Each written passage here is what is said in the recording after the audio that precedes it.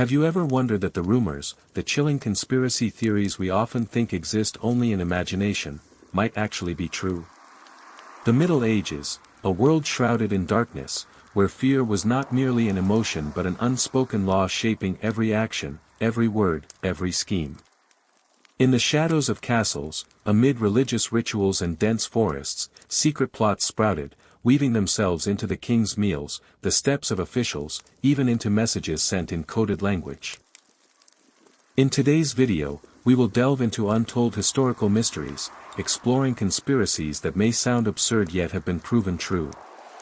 From secret societies and witches to hidden banking networks and logistical strategies that shook entire empires, you will see that reality can sometimes be stranger and more frightening than imagination itself. Let us open the door of time together, listening to stories in which every detail carries a fragment of power, conspiracy, and survival. For behind every shadow, there is always a truth waiting to be revealed. When the door of time closes behind us, and the shadows of the medieval castles gradually emerge before our eyes, the first thing that strikes the mind is not the grandeur of the architecture or the vivid colors of the festivals, but fear, a fear that pervades every breath, every glance, every whispered word in society. This fear is not a fleeting feeling of annoyance. It is a rule, a structure, an invisible law binding each human step.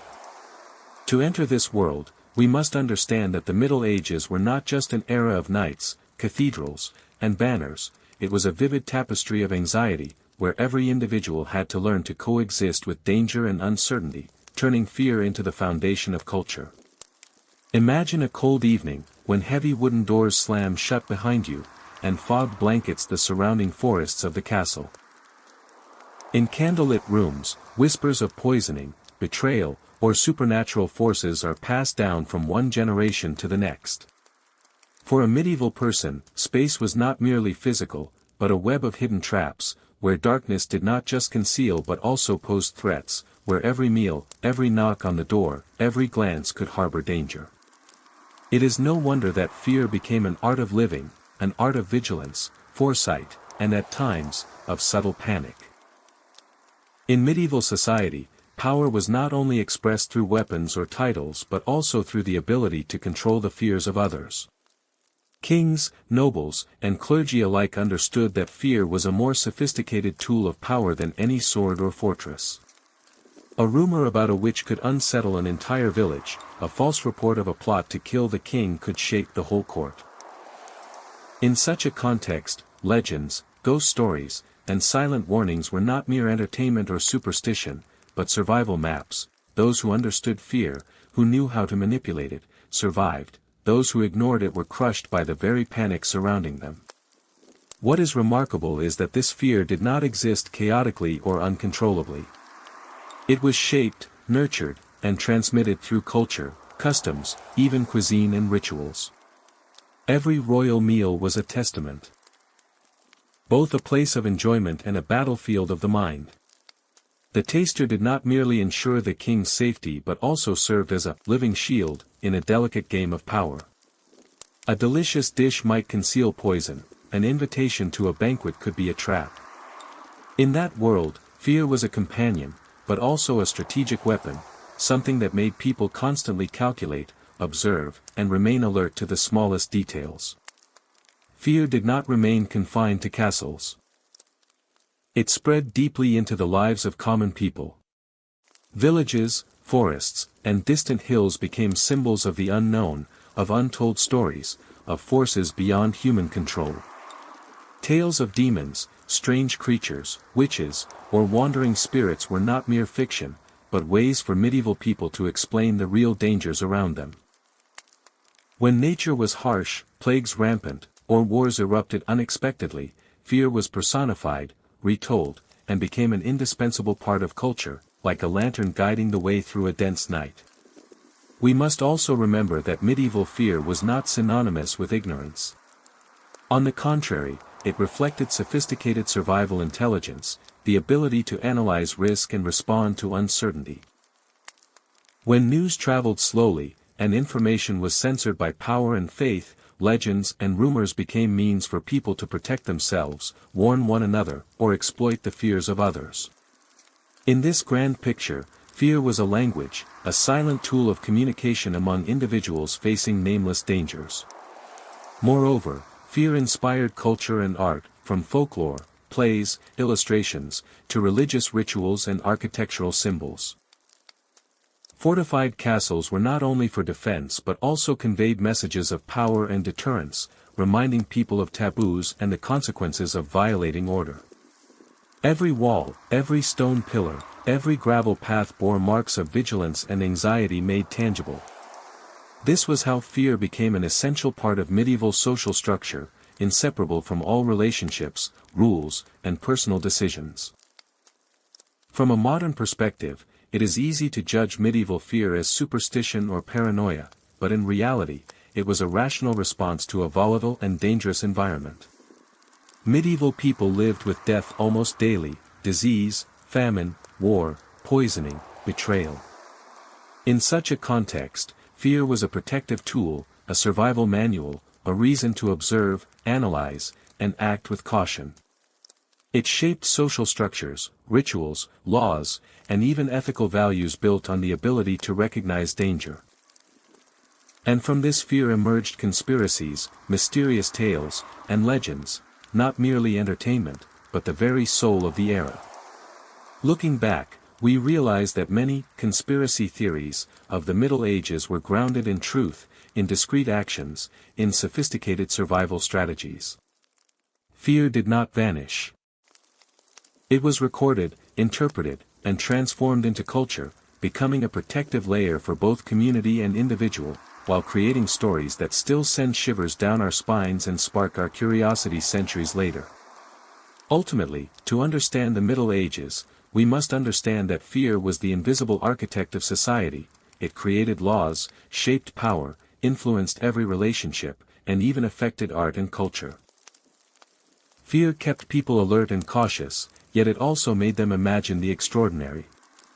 It served as a bridge between reality and legend, survival and imagination, history and oral storytelling. Looking back, we realize that fear was not just a feeling, it was the cultural foundation, the invisible force behind every action, every story, and every conspiracy of the medieval world.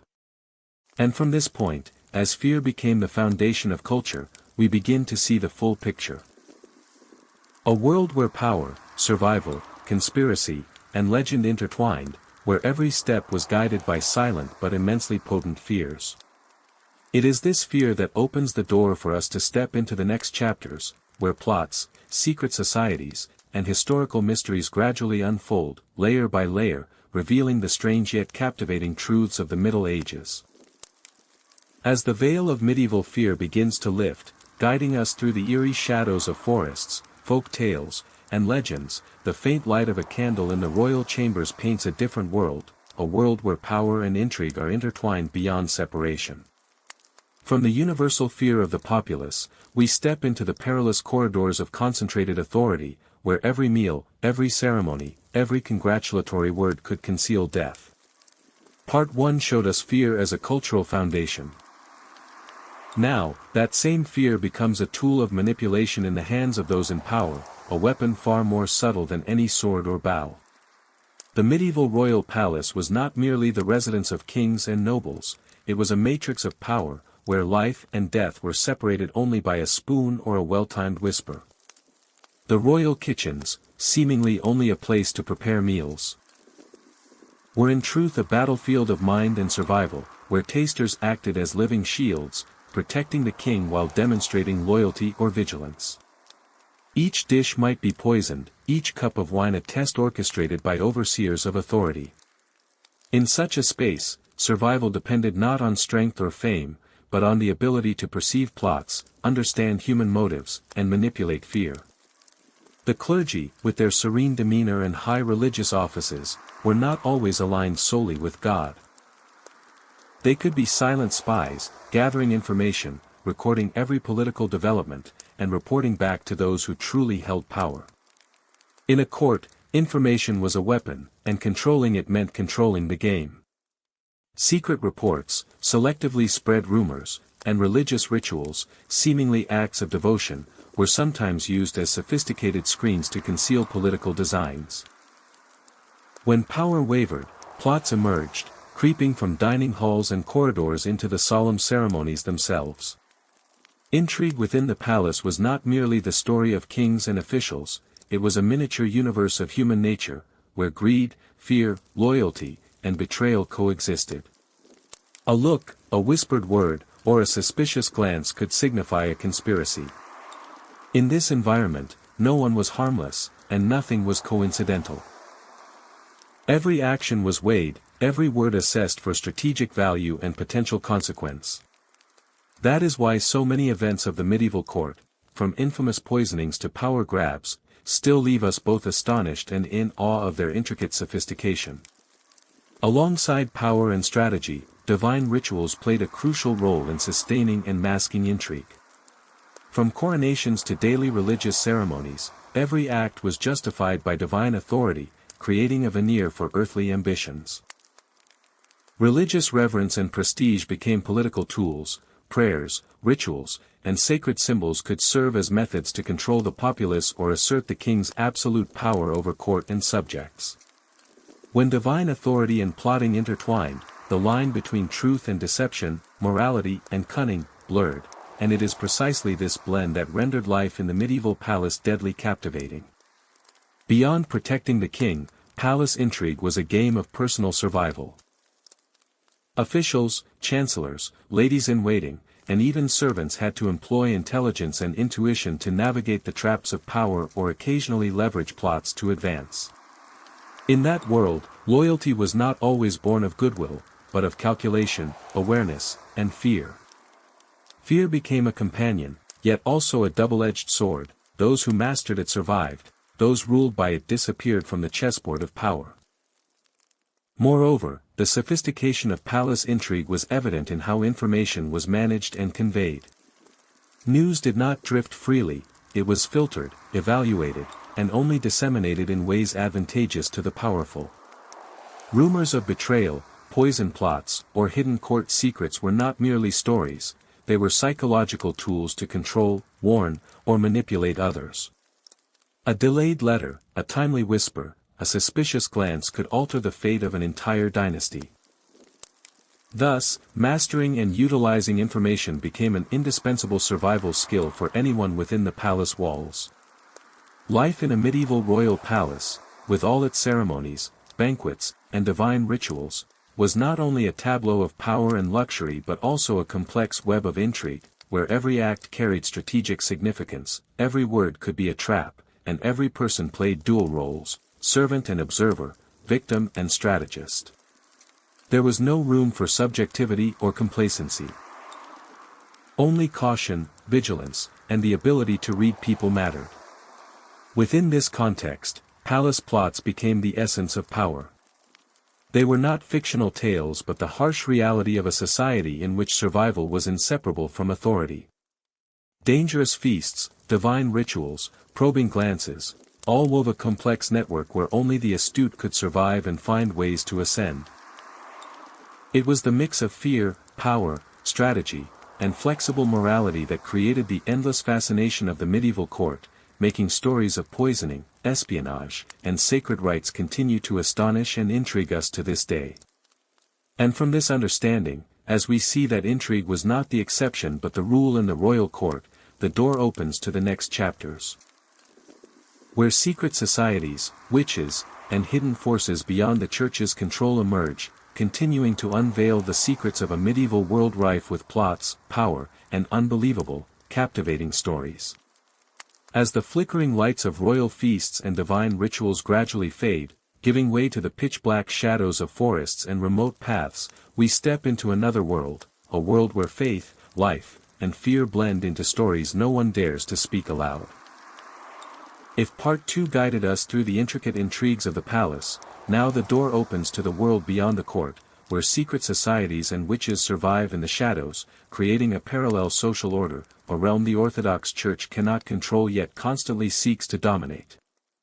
This is a place where belief becomes a shield for survival, where folk knowledge and the art of herbal healing are no longer mere pastimes, but weapons, the soft power of those pushed to the margins of society. Venturing into deep forests, we encounter groups recorded in history under many names, the Benandanti, folk healers, and communities practicing seasonal protective rituals. They were not evil, nor rebellious, yet their practices, from rainmaking ceremonies to herbal remedies, threatened the authority of the church. Why? Because anything beyond control was deemed sinful, and every attempt at self-preservation or understanding of nature became suspect. In such a context, ordinary people, seeking life in a harsh world, were compelled to hide, act secretly, and sometimes create their own beliefs, entirely distinct from orthodox doctrine. Secret societies were not merely covert religious groups, they were experimental grounds for intellect, courage, and survival. In rituals performed under moonlight, every act was designed to maintain balance with nature, protect the community, and sometimes convey knowledge forbidden by the church. The healers, though labeled as witches, were in reality keepers of ancient wisdom, skilled in herbal remedies, antidotes, healing, and the balance of mind and body. They applied intellect, intuition, and practical experience to keep their communities alive, and for them, faith was not superstition but a survival map, a language of the natural world. The presence of witches and secret societies also testifies to a parallel society, where the church was the center of orthodoxy, yet all vital life activities occurred beyond its control. In secret gatherings, beside flickering fires deep in the forest, practitioners performed rituals, shared knowledge, and devised plans to protect their communities from disease, thieves, or natural disasters. They knew the church would never accept their actions, so they had to remain hidden, sophisticated, and sometimes employ the art of concealment and codes to communicate. This was a world where intellect was pushed into darkness, yet human ingenuity became more subtle and astonishing than ever. Beyond survival, secret societies and witches were also a source of cultural inspiration and legend, from chilling folk tales to illustrations in ancient books. Each story carried a dual message: a warning of danger and the transmission of forbidden knowledge.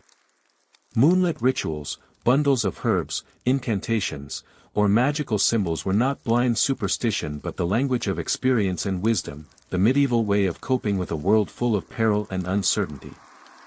Notably, it was from these very shadows that fear was amplified and distorted, becoming a tool for the church and orthodox forces to control society. Ordinary people, witnessing mysterious rituals, strange healing practices, or tales of demons and witches, were easily convinced of messages about sin and punishment. Meanwhile, the secret societies truly understood that fear could be a weapon, but one that had to be wielded wisely, to protect the community rather than oppress it. This was a subtle struggle of minds between institutional power and folk wisdom, between fear manipulated and fear mastered, a dynamic we today can only glimpse through surviving historical accounts. Secret societies and witches also illustrate the difference between imposed fear and natural fear. The church created fear of sin and divine punishment, whereas ordinary people derived fear from nature, disease, famine, and marauders.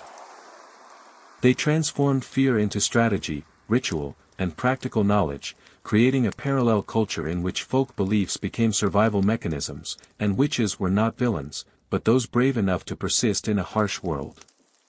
The deep forest spaces also became laboratories of intellect and creativity. Within secret societies, healers, astrologers, and folk devotees combined natural knowledge, observational experience, and psychological subtlety to achieve their goals. Protect the community, predict calamities, cure disease, and sustain belief. Each ritual, each seemingly mystical act, was the result of analysis, experimentation, and careful observation. And it is precisely this secrecy that renders stories of medieval secret societies and witches both terrifying and enchanting, revealing that darkness was not only danger but also a space where knowledge and creativity flourished. Furthermore, secret societies fostered community cohesion, creating a network of spiritual and material support for those living outside church control. Here, people learned to help each other, share knowledge, and protect one another through harsh winters, devastating plagues, and sudden raids. The ability to create a self-governing, sophisticated yet hidden system made these societies exemplars of folk intelligence, and simultaneously, mysterious counterweights to orthodox authority. Overall, Part 3 shows us that even in darkness there is light, the light of intellect, creativity, and subtle survival. Secret societies, witches, and folk believers were not symbols of blind superstition, but expressions of adaptive skill, practical wisdom, and courage, all driven into the shadows by the fear of authority. When the church and the court feared what they could not control, it was those living in the dark who became guardians, guides, and creators of culture in the perilous medieval world.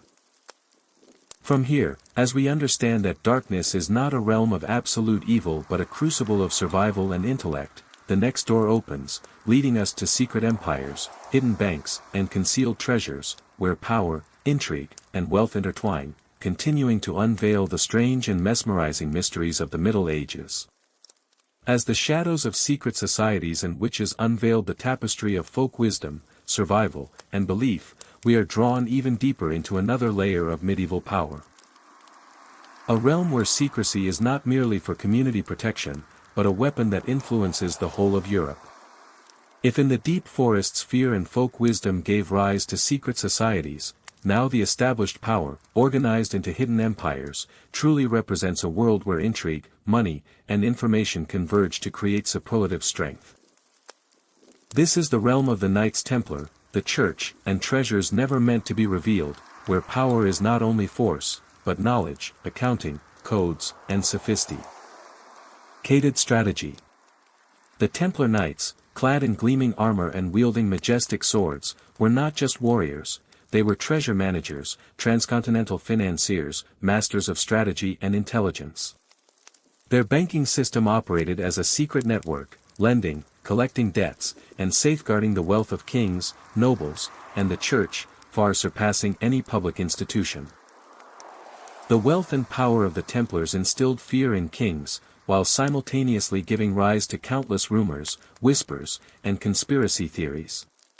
People imagined bizarre rituals, skulls, and demons, but in reality, their strength came from numbers, accounts, and bookkeeping principles, a subtle yet far more formidable power than any sword or treasure vault. These treasures were not merely gold or jewels, they were maps, codes, intelligence, and soft power. Assets that kings and courts could not possess yet feared to have controlled. When power exceeds ordinary limits, secret empires become the realm of all rumors, where public imagination intertwines with careful reality to create a vision at once mysterious and formidable. Within this tableau, we see that the fear of the Templars by ruling dynasties was not due to superstition, but because they held a power the kings lacked, the ability to manage information, assets, and strategy flawlessly.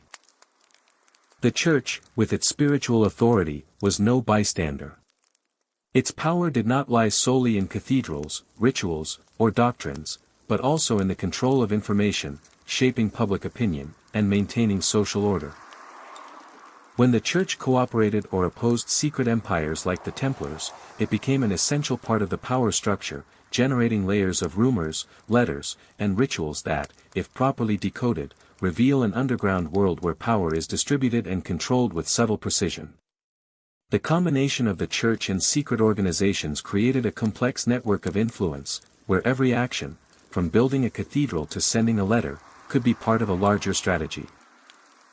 Another fascinating aspect is how intrigue and secrecy became tools for education and deterrence. When kings or officials knew that the Templars held information, funds, or even critical diplomatic connections, they were compelled to act with caution.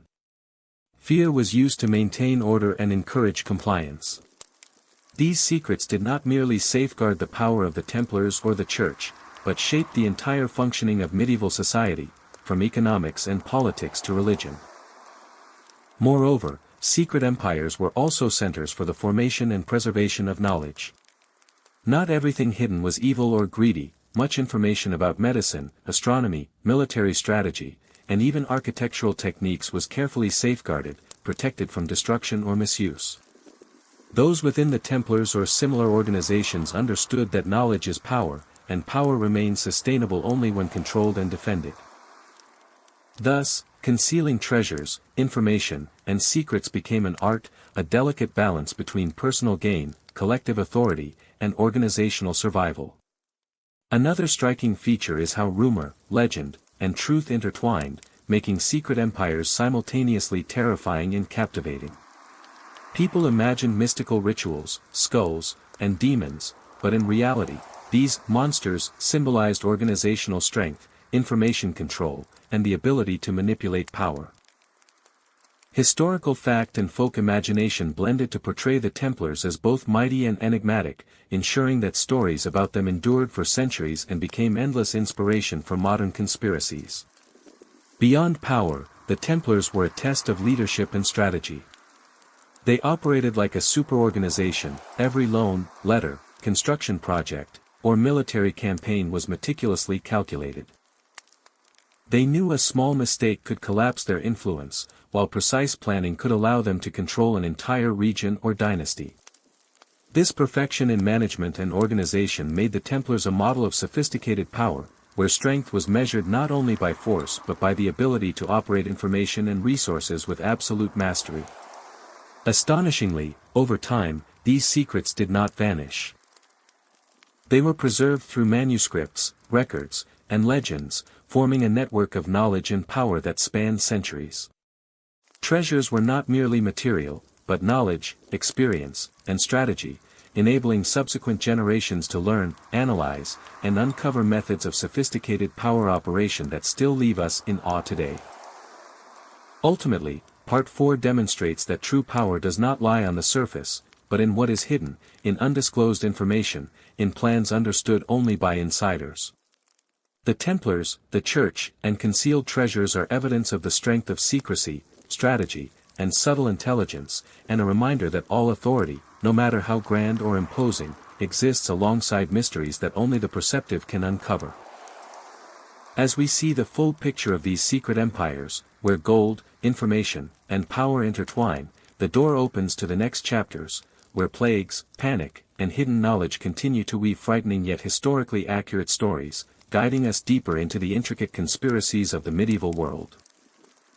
As we step away from the mysterious treasures and sophisticated empires of the Templars, where power and knowledge were managed with absolute precision, another darkness gradually descends upon Europe, the Black Death, a pandemic that annihilated millions of lives, a harsh nightmare that no organization or court could fully control.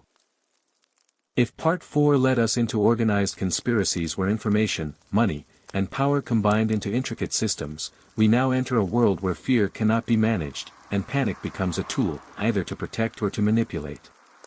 In this context, every lie, every secret, and every action becomes a matter of survival, and determining who knows what and who hides what becomes a critical question in history. The Black Death was not merely a physical plague. It was a storm that shattered social, political, and religious order. Those in power, from kings to clerics, faced the ultimate question of survival: how to protect what was important, and how to maintain authority when the lives of millions hung by a fragile thread. The religious classes, armed with knowledge of epidemiology, the movement of people, and the spread of disease, could anticipate the contagion, close city gates, evacuate discreetly, and send coded warnings about the risks. Meanwhile, ordinary people received only general advice, invisible prayers, as if their fate had been entirely abandoned. In this landscape, conspiracy theory ceased to be imagination and became historical reality. When layers of information are controlled, what is hidden has life or death value. Those who could read signals from secret messages, those who understood the behavior of rulers, could survive. Those who relied solely on what they saw or heard were easily claimed as victims. This is a world where information is power, and the Black Death became the harshest test of one's ability to wield that power. A remarkable aspect is how fear and panic were employed to maintain order and authority. As the plague spread, ordinary people were easily unsettled, quick to believe rumors, stories of witches, divine punishment, or groups blamed for causing the disease. The church and elite classes could use this fear as a tool to control behavior, consolidate authority, and sometimes to protect vital information from those not capable of handling it. In this context, guarded lies, information withheld or revealed selectively, became a weapon of survival, protecting both life and power. The Black Death also highlighted the injustice and contradictions of medieval society. The powerful, with access to information and the means to move, could evade the plague, while ordinary people lived in ignorance and panic. This inequality was not only a consequence of status but a testament to the fact that holding knowledge became a form of life or death power. Those who knew in advance and could act early were saved, those who relied on blind faith or rumor were easy victims. This is a prime example of the historical question, who knows, and who hides, a seemingly simple question that determined the fate of millions. Beyond power and knowledge, the Black Death tested the human spirit. People faced sudden death, confusion, and despair, while the ruling classes had to make decisions under extreme pressure. They had to choose, protect information to maintain power, or disclose it to save lives. Every decision carried risk. In this extreme environment, acts of concealment, secrecy, and manipulation of information became tools of survival, demonstrating the ability to govern society under absolute crisis. An interesting aspect is the emergence of rumor and folk legends, both as a coping mechanism for ordinary people and as a means of psychological control. Stories about witches, mysterious rituals, or supernatural explanations of the plague gave people a sense of security, or at least a way to predict the future, while those in power controlled the real information to protect the community and reinforce authority. This exemplifies the complex relationship between truth and falsehood, where both were intentionally used to survive and maintain order.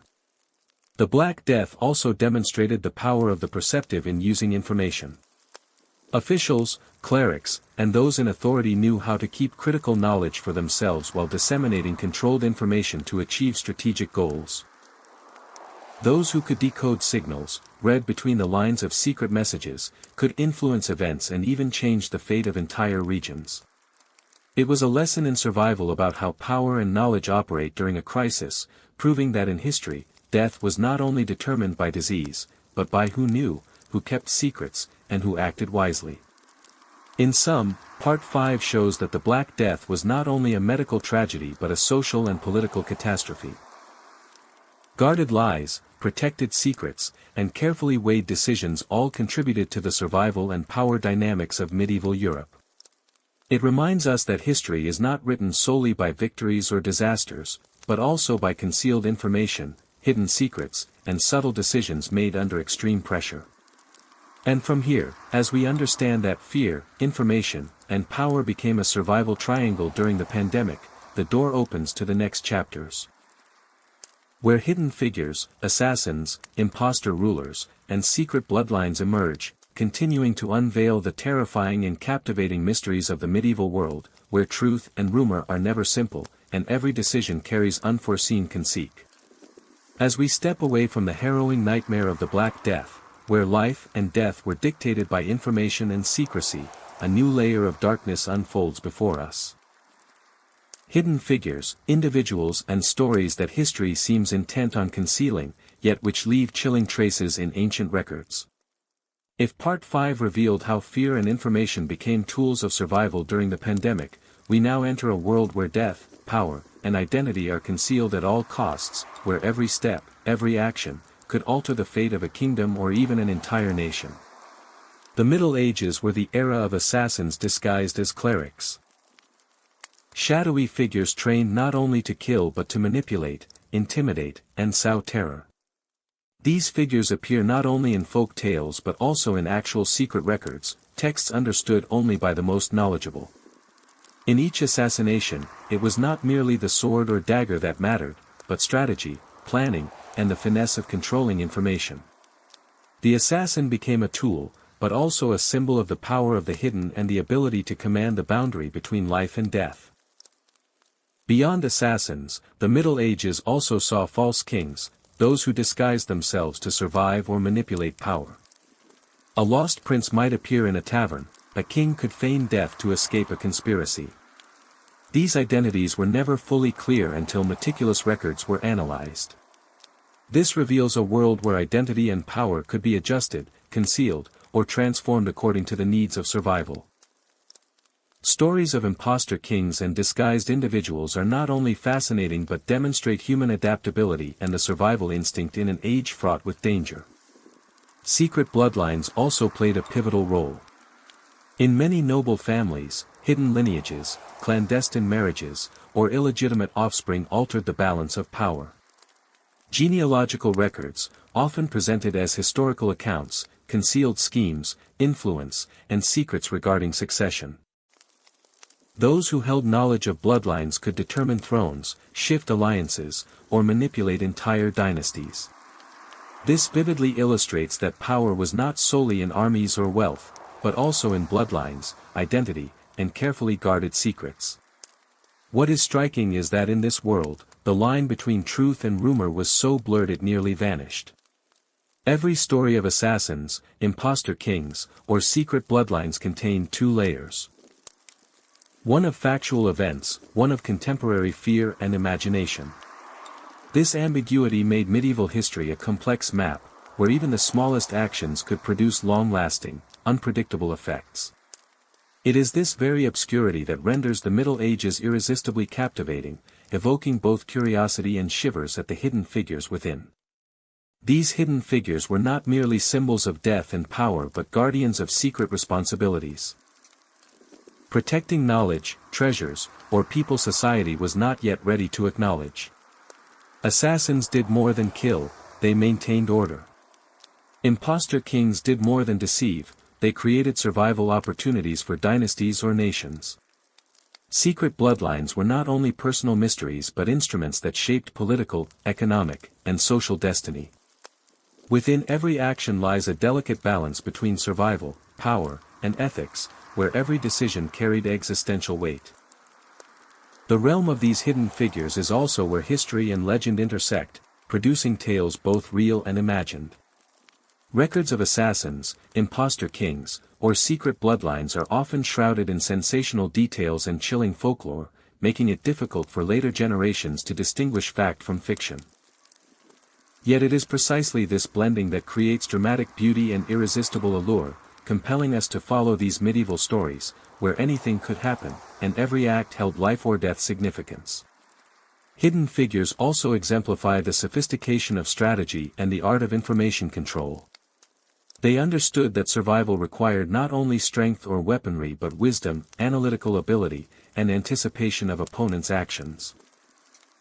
In the Middle Ages, where each move could lead to death or supreme power, information and secrecy became the most precious assets, and hidden figures were the masters managing these assets with subtlety and efficiency. Another element is the deep humanity embedded in these seemingly dark figures. Every assassin, imposter king, or keeper of secret bloodlines faced difficult moral decisions, to protect a life or end another, to reveal the truth to save someone or conceal it to preserve power. These conflicts imbue the Middle Ages with profound emotional depth, making the stories not only about power or strategy but also about psychology, human nature, and the choices made under extreme conditions. Taken as a whole, Part 6 shows that the Middle Ages were not only an era of fear and conspiracy but also an era of hidden figures, where survival, power, and secrecy intertwined to create a complex yet fascinating world. Every assassin, imposter king, or secret bloodline is a piece of the larger mosaic, demonstrating that all power carries responsibility, all secrets carry survival value, and every decision could determine the fate of individuals and nations alike. From here, as we recognize that the darkness of the Middle Ages was not only a realm of danger but also a space where intelligence, strategy, and humanity flourished, the door opens to Part 7. Where the underground economy, informal laws, and black markets continue to paint new layers of intrigue, rendering the medieval tableau more complete and vividly alive than ever. As we step away from the hidden figures, where assassins, imposter kings, and secret bloodlines determine the fates of individuals and nations, another layer of the Middle Ages unfolds before us, the underground economy, a world where power, money, and survival operate in parallel yet never fully transparently. If in previous sections information, fear, and strategy were wielded as weapons, we now enter a domain where the law is merely a recommendation, and unwritten rules truly determine survival and prosperity. This is the realm of guild thieves, smugglers, clandestine credit networks, and black markets, where everything functions based on subtlety, cunning, and a profound understanding of human nature. Beneath the seemingly orderly veneer of feudal society lay a sophisticated underground network, where official rules, laws, taxes, or feudal obligations, were only guidelines, while the real daily life was governed by unwritten codes. Artisans, merchants, and even minor nobles all participated in covert activities to survive, generate profit, and maintain personal power. In this world, the cunning could thrive and influence society without royal authority, because the real world did not operate on written law alone but through flexibility, strategy, and networks of relationships. A striking aspect is the guilds and secret organizations of thieves, who not only earned a living through their craft but also created internal support and protection systems. Information about patrols, supervisors, or bands was shared secretly, allowing members to maintain livelihoods while outsiders struggled to penetrate. These guilds functioned like credit systems, managing risk and distributing resources, enabling those within to survive and prosper. Thus, a parallel underground world existed alongside official law, controlling critical flows in society, from goods to information to power. The black market also demonstrates the sophistication of the underground economy. Necessities, rare goods, weapons, medicines, and even food were traded outside the control of authorities. Every transaction was not merely a purchase or sale but a display of negotiation skills, knowledge of demand and risk, and the ability to exploit loopholes in official regulations.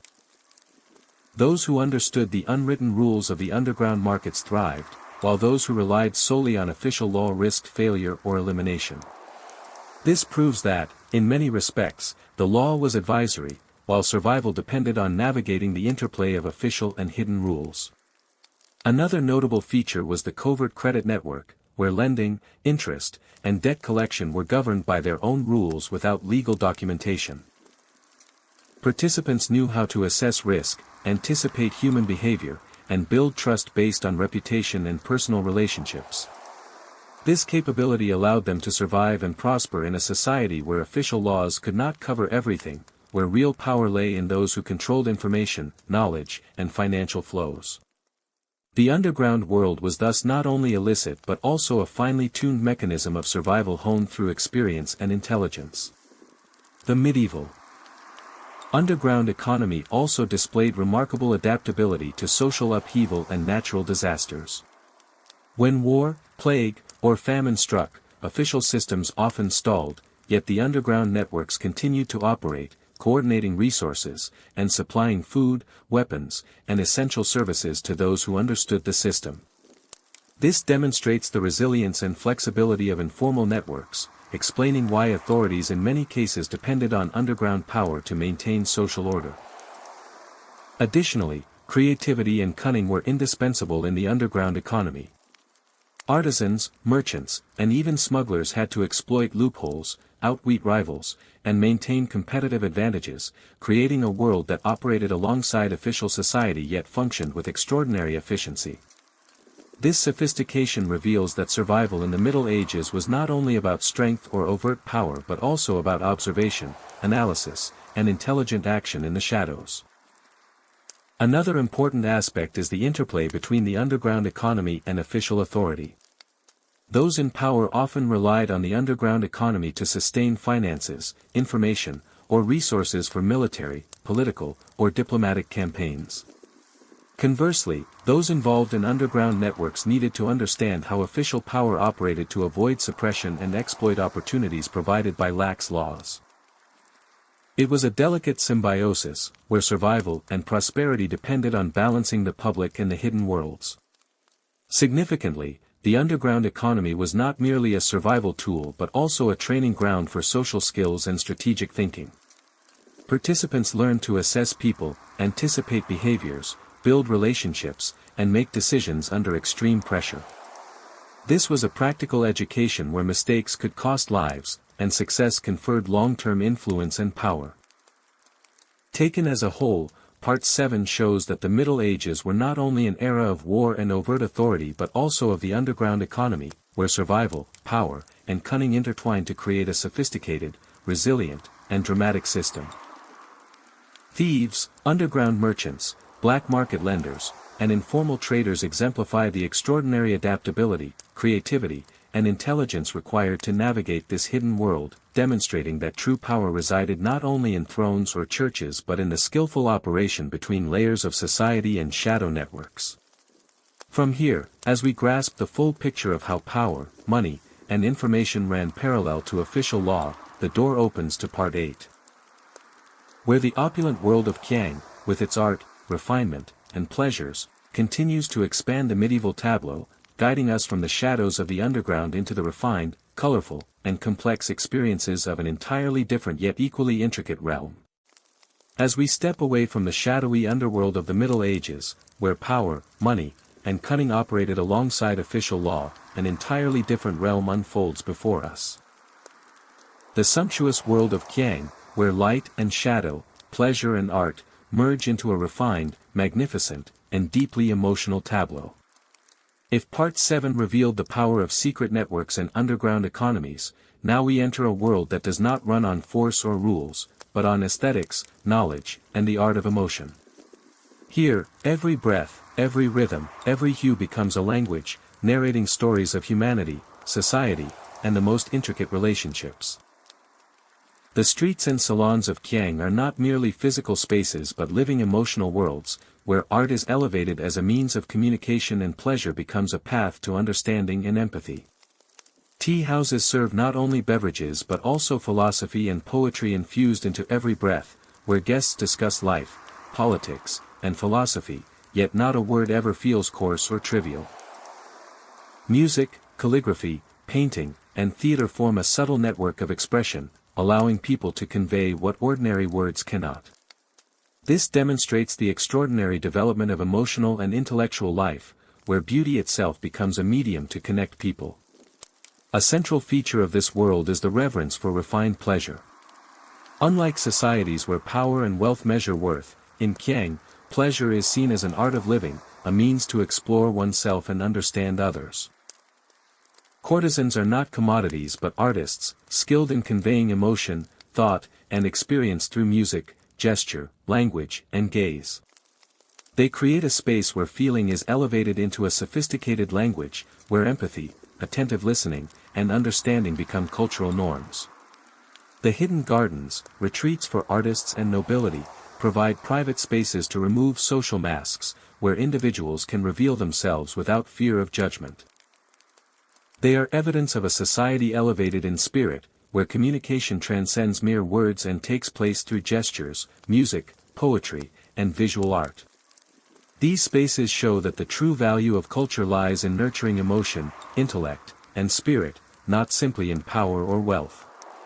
A remarkable aspect is the fusion of art and philosophy. The theater transforms emotion into color, tea houses become forums for philosophical debate, and performances are not merely entertainment but lessons in humanity, ethics, and human relationships. Every action and expression carries meaning, inviting participants into a profound spiritual experience. This illustrates the educational power of art, where emotional experience becomes a vehicle for knowledge and social insight. In the world of Qiang, power is no longer measured by armies or strategy but by the ability to understand, navigate, and connect human emotions. Those proficient in the arts and refined culture can exert profound influence, create networks of relationships, and affect the decisions, behaviors, and feelings of others. This shows that spiritual influence can surpass material power, and art becomes a strategic tool, subtle, yet deeply humane. Equally essential is the veneration of intellect and knowledge. From calligraphy and painting to music and theater, all are executed with the utmost precision and refinement, requiring profound understanding of emotion, psychology, and aesthetics.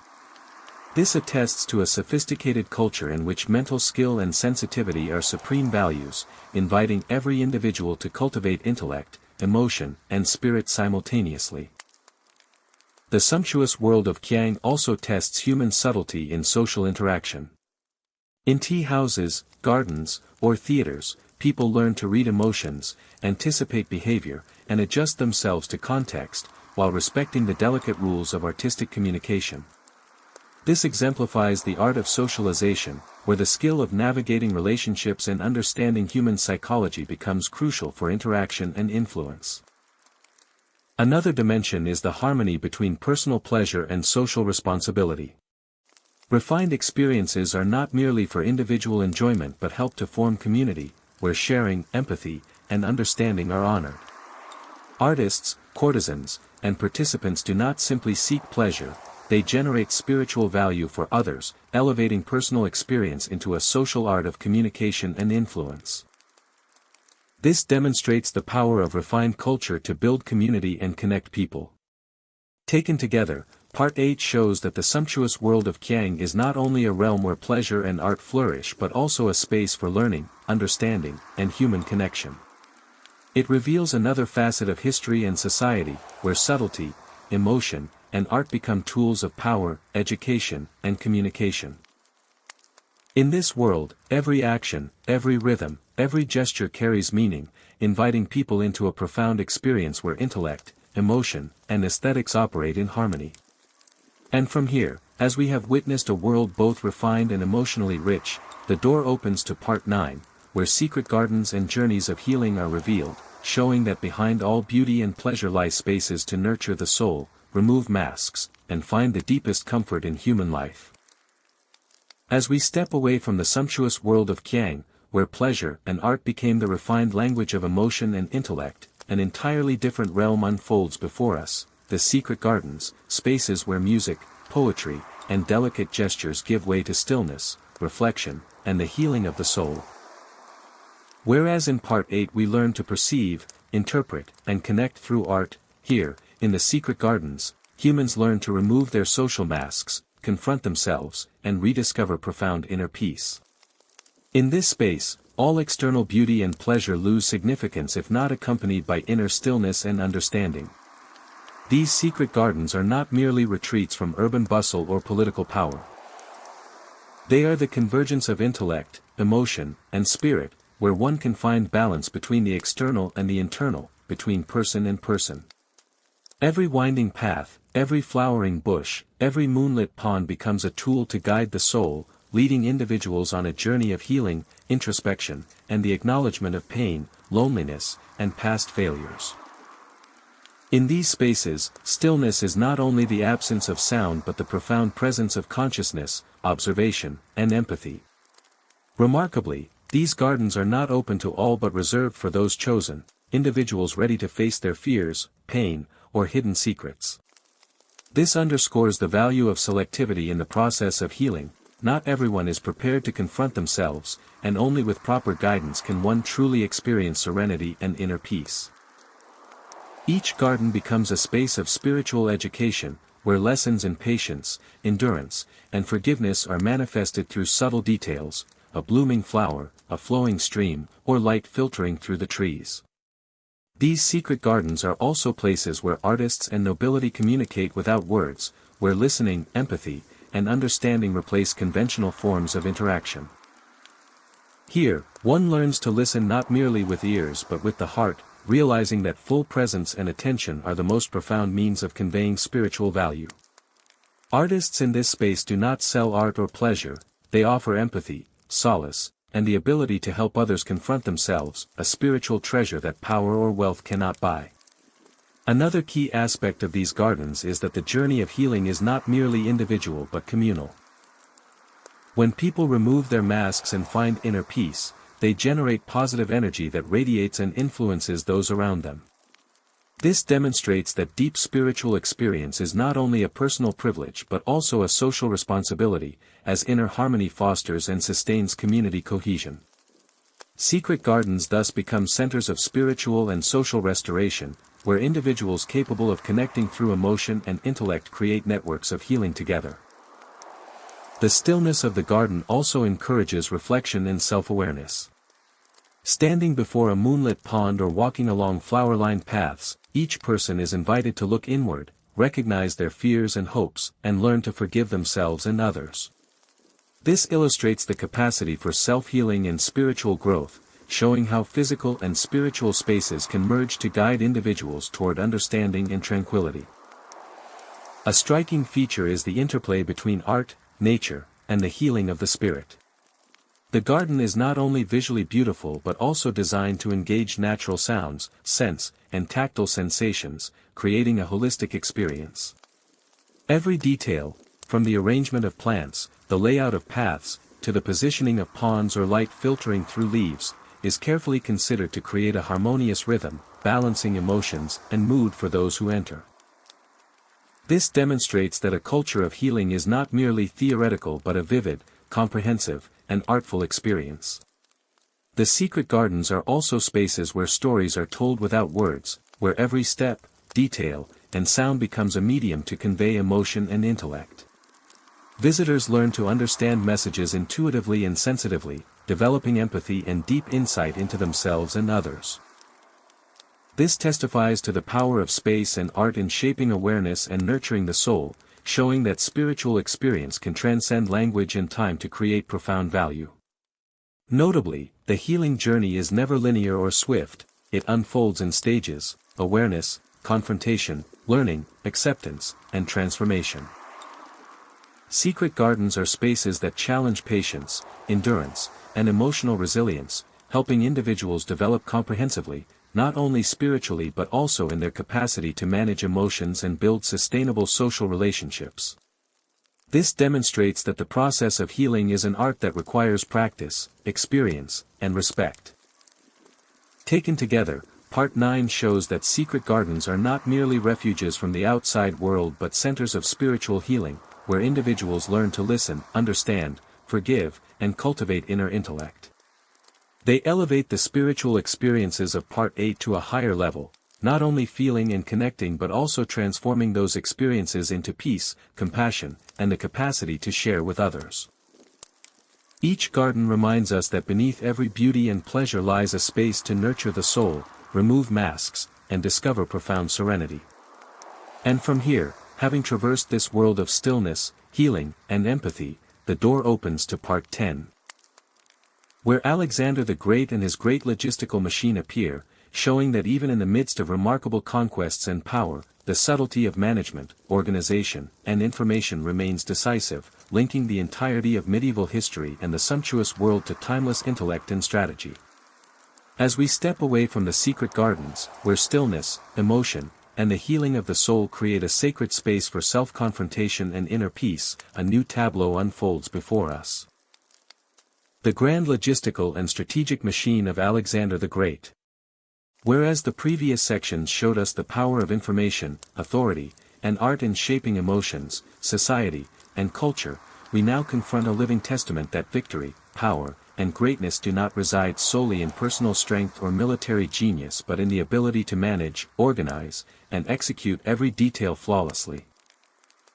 This is a world where every grain of wheat, every spear, and every drop of water plays a crucial role in shaping history. Alexander the Great was not merely a military strategist, he orchestrated a highly mobile system in which information, supplies, military equipment, naval logistics, and medical care were meticulously managed to ensure that every unit operated in perfect harmony. Logistics, which is often considered secondary in warfare, became, under him, the backbone of the entire campaign, the deciding factor between triumph and disaster. Without scouts, translators, negotiators, or precisely coordinated supply lines, the brilliant victories recorded by history might have ended in catastrophe. A defining feature of Alexander's system was the integration of information and command. Every military unit, every transport fleet, every provision was managed based on accurate data, timely intelligence, and seamless coordination. Alexander did not rely solely on intuition or courage, he deployed a sophisticated information network, knowing the position, condition, and needs of each unit. Thanks to this system, he could make rapid, precise, and effective decisions, even while traversing thousands of miles across unfamiliar and perilous lands. Alexander's logistics also demonstrated extraordinary foresight and risk management. Facing arid deserts, rugged mountains, and treacherous rivers, every detail, from ration distribution, horse care, to water supply for soldiers, was carefully planned. Every route, every supply station, was calculated to optimize speed and efficiency, ensuring that no unit was left behind and no strategic opportunity was missed. This exemplifies absolute precision in the art of command and management, where grand vision cannot be separated from meticulous detail and discipline. Another cornerstone of Alexander's greatness was his ability to connect people, resources, and information. Soldiers were not merely warriors but integral links in a well-oiled machine. Translators, scouts, engineers, sailors, and supply carriers were all crucial components, where each individual and role was inseparably tied to collective success. Alexander understood that power did not reside solely in the throne or the sword but in the ability to understand, manage, and harmonize every element, transforming small individuals into vital parts of a strategic apparatus. The sophistication of Alexander's logistical machine also lay in its flexibility. He used the information network not only to command but also to negotiate, anticipate enemy movements, and adjust strategies according to circumstances. This illustrates the fusion of military tactics and strategic intelligence, where information mastery, precise operation, and rapid decision-making were decisive for victory. Many battles that seemed deadlocked were resolved thanks to superior management of logistics and intelligence. Another critical aspect was the multidimensional flow of information. Alexander needed not only knowledge of enemy positions but also the status of his troops, terrain conditions, weather, supplies, and soldier morale. All of this data was collected, analyzed, and communicated scientifically, enabling him to make optimal decisions in any situation. This demonstrates that military power is inseparable from organizational intelligence, and that great victories are the result of comprehensive preparation, from the smallest to the largest details. Alexander's logistics also reflect a deep respect for and care of people. Horse herding, soldiers' water, medical support, and morale were meticulously maintained to ensure maximum health and combat effectiveness. This shows that greatness is measured not only by victories but also by how leaders guide, support, and enable their people. A great leader does not merely give orders but understands every cog in the machine and knows how to empower them.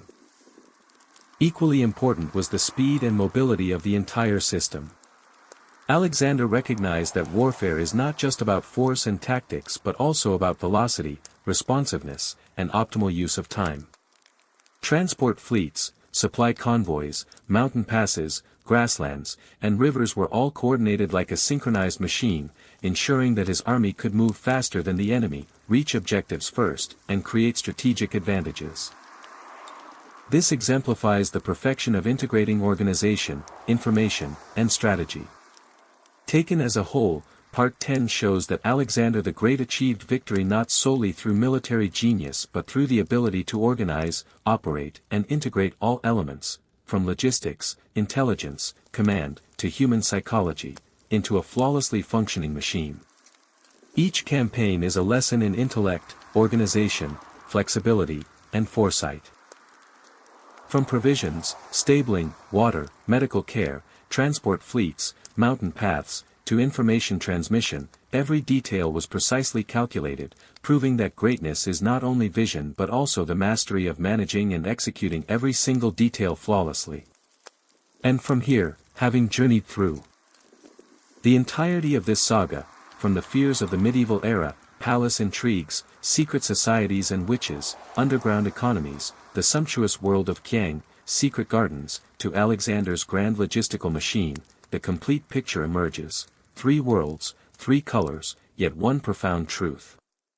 Beneath every exterior, whether dark, lavish, or heroic, there exists a hidden mechanism that determines fate, where power, spirit, art, intellect, and information converge to shape history, society, and the human soul.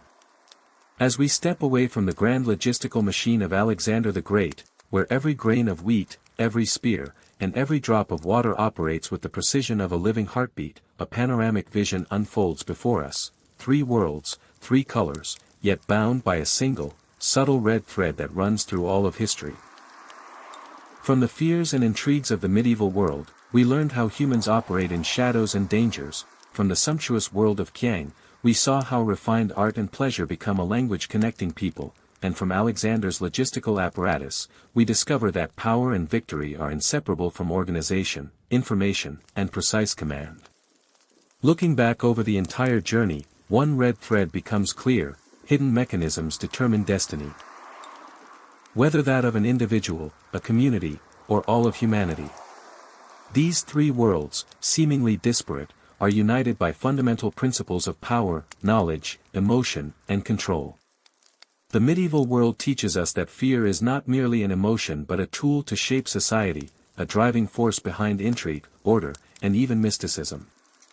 It shows that even amid chaos, humans find ways to operate and control reality, through rumors, rituals, or secret information. It is the subtle art of exploiting fear, coordinating power, and organizing in secrecy that creates an order both fragile and incredibly effective in a world full of uncertainty. The world of Qiang opens a different dimension: the power of emotion, art, and intellect in shaping human experience. When people are no longer threatened by existential fear, they learn to transform feelings into art, pleasure into a medium of communication, and spiritual experience into a way of understanding themselves and others. In this space, power is no longer measured by force or wealth but by the ability to connect, perceive, and guide the human spirit.